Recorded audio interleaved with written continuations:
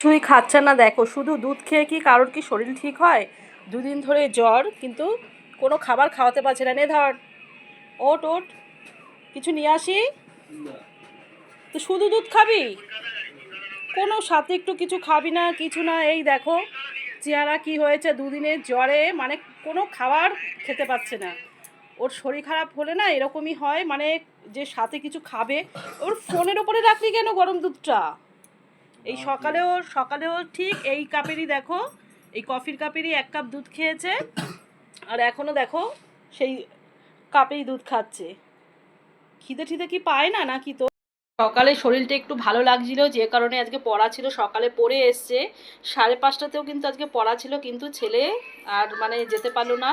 সেই পড়ার থেকে এসেই দুধ বিস্কুট খেয়ে ওষুধ খেয়ে ঘুম দিয়েছে, আর এই এখন উঠলো ঘুম থেকে। আর শুধু যদি এরকম দুধ খায় বলো, শরীর কি ঠিক মানে তাড়াতাড়ি কি ঠিক হবে?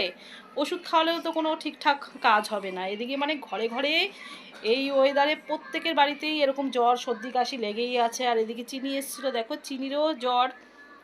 বলছে কাকি কিচ্ছু ভালো লাগছে না, তবুও একটু বলছে না কাকি আমি ভাত খাচ্ছি, কিন্তু আমার ছেলে দেখো কিচ্ছু খাচ্ছে না।